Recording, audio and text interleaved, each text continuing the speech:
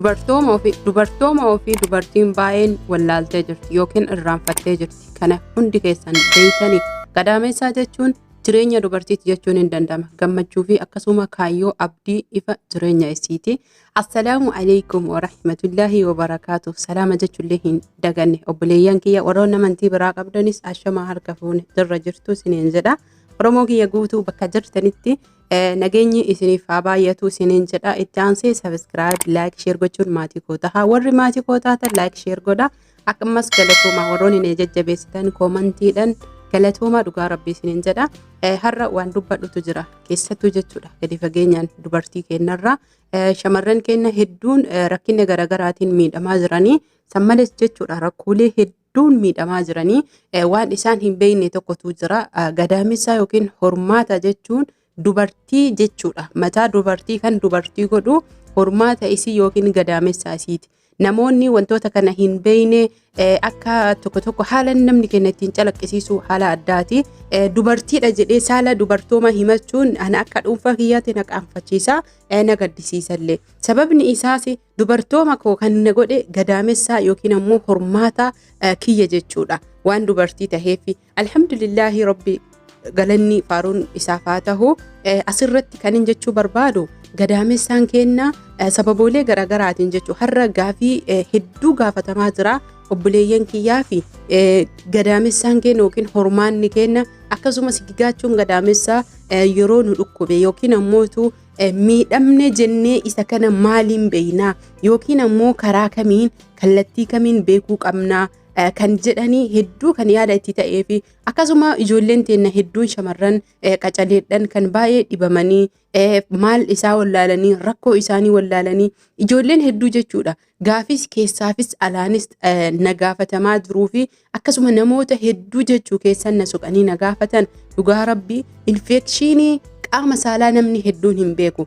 Infekshinis tahee akkasuma ammoo tuyyuu sigigaachuun gadaamessaa mallattoolee mataa ofii uf danda'e qaba. Kana keessatti namoonni hedduu walitti makanii dhangala'oo qaama saalaa tahuu mala, infekshinii qaama saalaa tahuu mala, waa hedduu wal qabsiisanii jechuudha. Waa hedduu wal qabsiisanii kan dubbatanidha.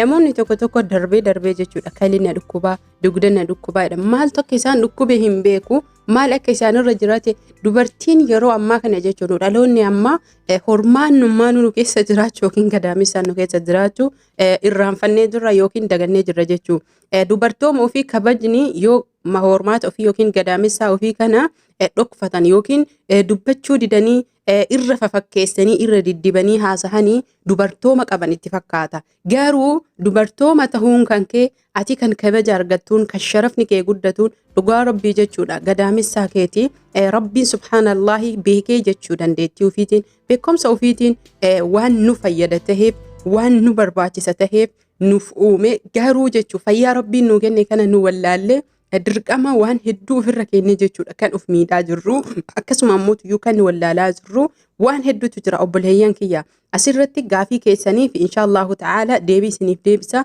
Mallattoolee hedduutu jira. Mallattoolee yeroo sigigaachuu gadaamessaa yookiin hormaanni kuni hanga takka bakka isaatii sochahee yookiin miliqe jechuudha. Karaalee hedduun doktoroonni qorannoo garaagaraatiin ibsanii jiranii yoo karaa fakkeenyaa fi kan ammasitti isin argitan suuraa irratti argitan kun keessa gadaamessaa keenyatti yookiin keessa hormaata keenyaatti yeroo qulqullaa'u jechuudha. Wantoonni balfii garaagaraa akkasuma immoo infekshinii garaagaraa illee asirratti kan mul'atudha. Kun yeroo balfii garaagaraa mana yaalaa deemanii ofirraa qulqulleessan akkasuma dhugaatiin hojjedhuun kan qulqullaa'udha. Akkuma ogeeyyiin yookiin ammoo mana yaalaa irraa nuuf kenname sammales jechuudha. Mallattoolee intalli takka yookiin dubartiin takka gaa'ela raawwattee abbaa manaa qabdu irratti mallattoo cimaa tokkotu mul'ata jechuudha. Innis maal jechuun keessan dirqama mana yaalaa dhaqxanii doktorri isiniyyuu hin beeku. Doktorri isinii miti qaama keessanii miti namni tokko isin hin beeku isintu beeka.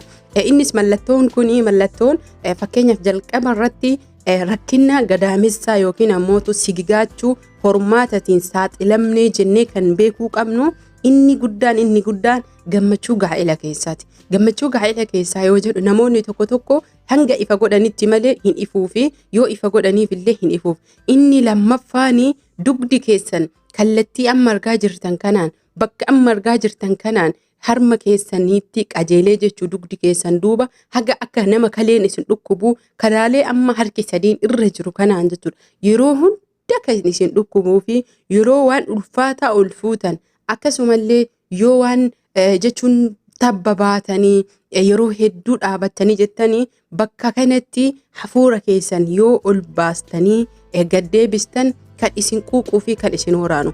Irra caalaa namoonni keenya dhukkubbii gara harka gadi aanuun jiru kana maal jedhanii yaadanii kaleen na dhukkubaa jedhanii dhukkubbii kaleetii fi dhukkubbii sigigaachuu gadaamessa akkasuma miidhama hormaataa addaan baasnee beekuun barbaachisaadha. Hundi dhibee ulaagaalee mataa ofiitii fi akkasuma mallattoolee mataa ofii qabanii mallattoonni inni jalqabaa akkuma isinii hime akka suuricha irratti argitanii dugdi isin dhukkubuu harma keessan duubatti karaa laphee dugda duubaan kan dhukkubbii hin beekamneen maaltu na dhukkuba jettanii yeroo hunda bakka san qaqqabattan yookiin ammoo tuyyuu bakka san maalumaaf na dhukkuba jettanii akka foontu isin dhukkubaa lafa isin dhukkubaa gogaa isin dhukkubaa wallaaltanii sababa miidhamuu hormaataa yookiin hormaanni keessan keessatti sigigaatee jira. Itti aansee mallattoon inni lammaffaan gammachuu gaa'ela keessa wajjin dhabuudha. Gammachuu gaa'ela keessa wajjin dhabuudha yoo isiniin jedhu gammachuu gaa'elaa keessa wajjin kallattiidhaan gara gammachuu gaa'elaa deemtan kan gammachuu hin qabnee fi akkasuma dhukkubbiin garaagaraa isin dhukkubuu jechuudha. Namoonni tokko tokko kanas haala addaatii fi ilaalcha addaatiin kan laalanidha.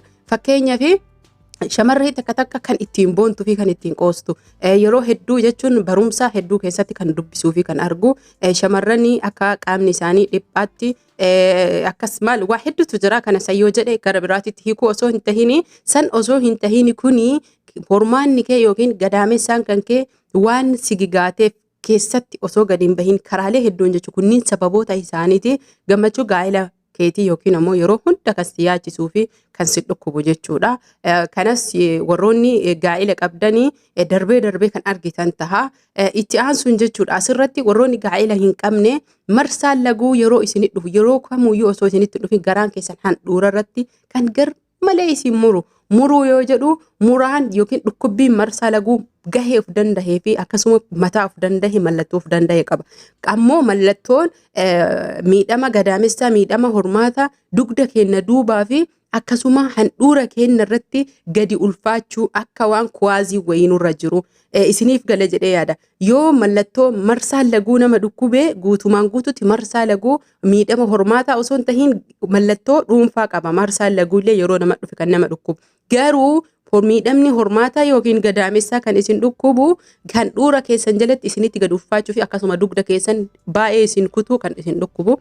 Kanaaf gadaamessaa jechuun itti aansee jechuun warroonni ulfatan yookiin ammoo tuyyuu firii jireenya ofii argatanii yeroo ulfa qaban yookiin garaatti daa'ima baatanii hedduu jechuu kan deemuun isaanitti hammaatu taa'uun isaanitti hammaatu luka isaanii jalatti kan dhukkubu yeroo dhaabatan faana luka kennaa kana baay'ee kan nu dhukkubuu fi akkama kan nu dhukkubu kan beeyne kan yoo sukkuumnillee lafeen keessatti nagaha qabdu foonis keessatti nagaha qabu maaltu nu dhukkuba jennee kan wallaalludha. Haala amma argitaniin kanaan jechuun kun dubartii ulfas tahee dubartii ulfa hin qabne abbaa manaa qabdus tahee tan abbaa manaa hin qabne kan irratti mul'atudha. Dhukkubbiin faanaa dhukkubbiin mar'imaan yeroo isiin gatteettuu fi sammales jechuun marsaan laguu yoo itti dhufu yeroo mana fincaanii seentee gatteettu itti gadi ulfaachuu akkasuma ammoo tuyyuu gadi dhiibuu jechuudha.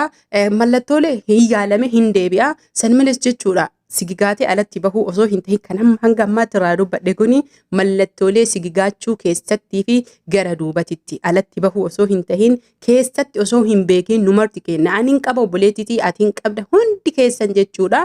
Sababa dalagaa ulfaataa hojjannuuf sababa waan baay'ee ulfaataa olfuunuuf jechuudha. Mallattooleen karaaleen inni ittiin deebu shukkuummaa akkasuma koobaa jedhaniini fedhii rabbiitiin haala mijeessee rabbiin na haa gargaaru du'aa na kadhaa kan isiniif hojjedhee isin agarsiisu taasiin dura shukkuummaa agarsiisee jira garuu koobaa hin agarsiisne mar'imaanis tahee akkasuma sigigaachuun gadaamessas tahee hormaata kan inni deebuun irra caalaan shukkuummaa fi mana yaalaa caalaa koobaan deebi'a. Asumaan turtii gaarii fayyaan faayaa jette Oromootiya. Subscribe like share gochuun na jajjabeessa na bira dhaabbadha. Warroonni gaafii na gaafattanii lakkoofsa bilbilaa isiniif hin kenne na of kolchaa isiniin jedha. Lakkoofsa bilbilaa yeroo argattanii teelegiraaman gaafii keessan na gaafattanii obsaan na eegdanii dabareedhaan isiniif deebisuudha. Inshaallahu ta'ala rabbiin gargaarsifadhe.